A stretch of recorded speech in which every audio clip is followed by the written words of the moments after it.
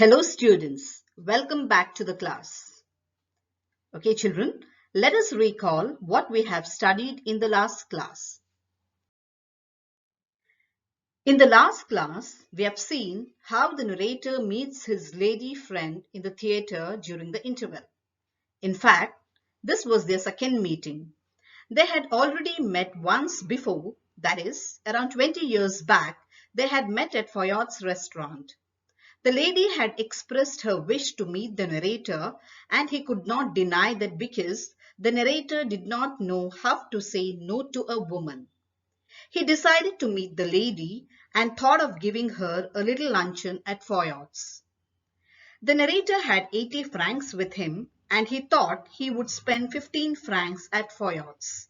He also planned to stop drinking coffee for the next 2 weeks so that he could manage well that particular month. The narrator and the lady met at Foyot's on Thursday at 12:30. The narrator had expected to meet a young lady, but she turned out to be 40. She was talkative, but the narrator did not mind because she was talking about the narrator and his works. He felt good listening to her. The narrator was really shocked to the core when the waiter brought the menu card. But the lady told the narrator that she would never eat anything for luncheon. Children, we had stopped here in the last class. Now, let us continue with the remaining part of the lesson. Oh, don't say that, I answered generously.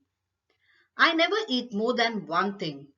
I think people eat far too much nowadays. A little fish perhaps. I wonder if they have any salmon. Well, it was early in the year for salmon and it was not on the menu. But I asked the waiter if there was any. Oh, don't say that, I answered generously. When the lady told that she would not have anything for luncheon, the narrator very generously told her that she should have something. I never eat more than one thing. I think people eat far too much nowadays. See children, a while ago, the lady told the narrator that she would not eat anything for luncheon. But now, when the narrator asked the lady to have something, she told that she would not eat more than one thing. And she also told that nowadays people eat too much and they should not do that. A little fish perhaps. I wonder if they have any salmon. Okay, when the narrator insisted the lady to have something, she told the narrator that she would like to have salmon if it was available in the restaurant. Do you know what a salmon is, children? Salmon is a silver-colored fish. So, the lady wished to have fish. Well, it was early in the year for salmon and it was not on the menu. But I asked the waiter if there was any. Now, it wasn't a season for the hotels to keep salmon, but in order to make sure, the narrator asked the waiter if there was salmon in the restaurant. And the waiter said they had it. He said it was fresh and they could order it. I ordered it for my guest. The waiter asked her if she would have something while it was being cooked. No, she answered. I never eat more than one thing, unless you have a little caviar.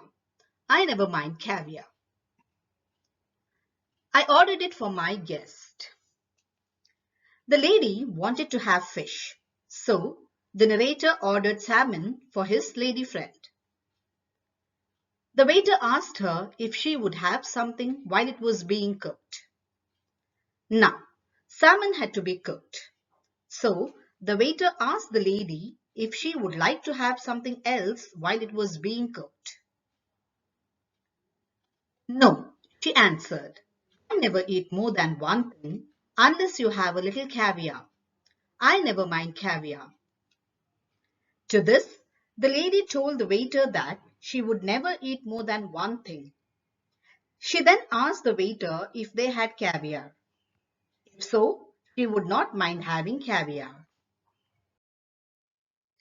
My heart sank a little. I knew I could not afford caviar, but I could not very well tell her that. I told the waiter to bring caviar. For myself, I chose the cheapest dish on the menu, and that was a mutton chop. Okay, my heart sank a little. I knew I could not afford caviar, but I could not very well tell her that. I told the waiter to bring caviar. See, children, now the narrator was shocked when the lady asked for the caviar because he knew that he could not afford caviar as it was costly. But the narrator could not tell the lady that he did not have enough money to get her caviar. It was a matter of prestige. So the narrator asked the waiter to bring caviar for his lady friend. For myself, I chose the cheapest dish on the menu, and that was a mutton chop. Even the narrator had to have something. Since he did not have enough money with him, he chose a mutton chop as it was the cheapest dish on the menu.